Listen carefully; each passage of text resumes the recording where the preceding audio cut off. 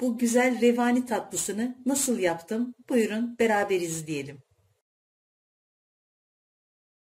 Merhaba arkadaşlar. Bugün revani tatlısı yapıyorum. Osmanlı'dan günümüze gelen güzel bir şerbetli tatlı. Tatlıma başlamadan önce şerbetini hazırlıyorum ki önden pişsin, soğusun, tatlım piştiğinde rahatlıkla dökebileyim.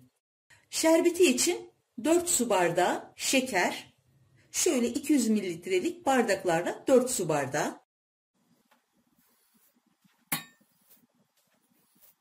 4 bardak şekerin üzerine 4,5 bardak da su ekliyorum.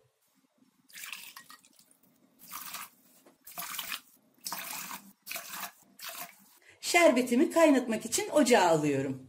Ocağımı yaktım. Şekeri iyice karıştırıyorum. Şekerin de içine şöyle çekirdeklerini çıkardım, ince bir dilim limon atıyorum. Bu şekilde kaynamaya bırakıyorum. Şerbetim kaynamaya başladı. Hemen ocağı orta kısığa alıyorum ve saate bakıyorum. Tam 20 dakika bu şekilde kaynatıyorum. 20 dakikanın sonunda ocaktan alıp soğumaya bırakıyorum. Şerbetim ocakta kaynarken ben de revaninin kekini hazırlıyorum.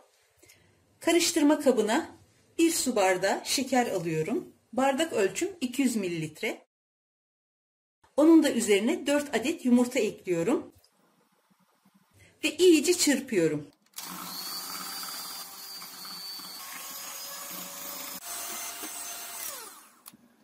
İyice çırptım. Şimdi içine yine şöyle 1 su bardağı sıvı yağ ekliyorum.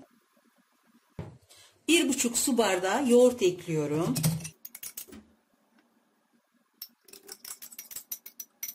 Şöyle düşük ayarda tekrar hafif bir karıştırıyorum.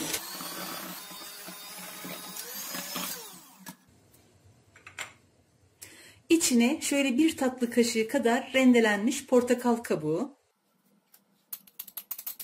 1 paket hamur kabartma tozu, 1 paket şekerli vanilin, 1 çay kaşığı karbonat.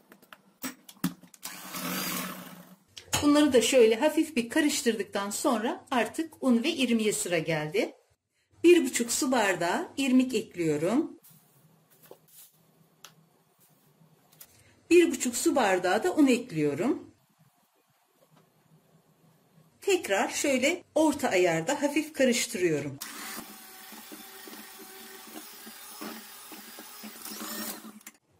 Bundan sonrasını artık mikserle değil spatula ile karıştırıyorum.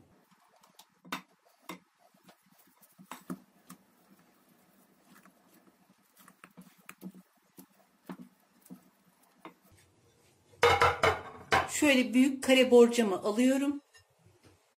Bir parça tereyağıyla iyice yağlıyorum.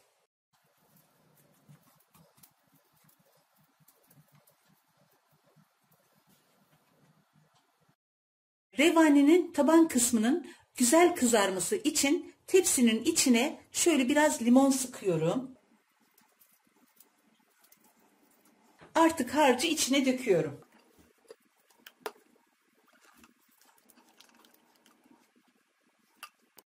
Şimdi tepsimi şöyle 1-2 kez sert bir şekilde tezgaha vurduktan sonra önceden ısıttım. 180 derece fırına veriyorum. Yalnız fırının en alt tarafına vermemiz gerekiyor ki tatlımızın alt tabanı da güzel pişsin.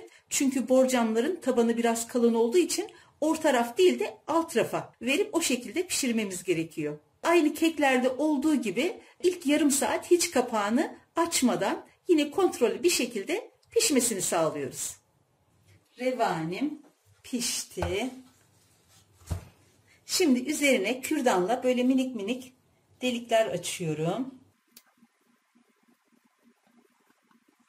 Şerbeti daha iyi çekmesi için. Şöyle bir 10 dakika beklettikten sonra üzerine şerbetini gezdireceğim. Kekimiz biraz sıcak ama şerbetimiz soğuk olacak. Artık revaninin şerbetini gezdiriyorum. Revanim şu anda ılık. Şerbet de tamamen soğudu.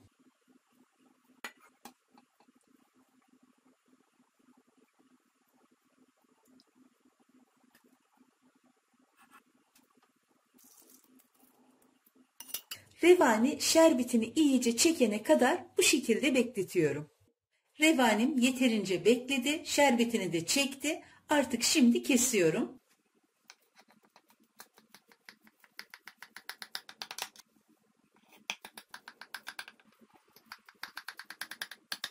Üzerine hiçbir şey koymadan da servis yapabilirsiniz. Ama ben üzerine birazcık Hindistan cevizi koyacağım.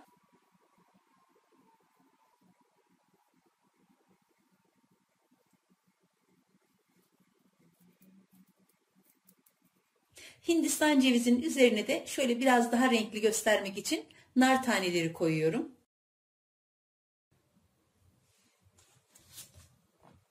Bu şekilde gerçekten çok güzel oldu.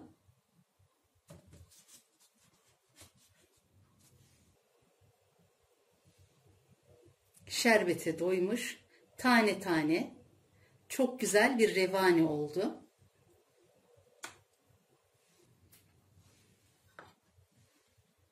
Osmanlı'dan günümüze gelmiş çok güzel bir tatlı.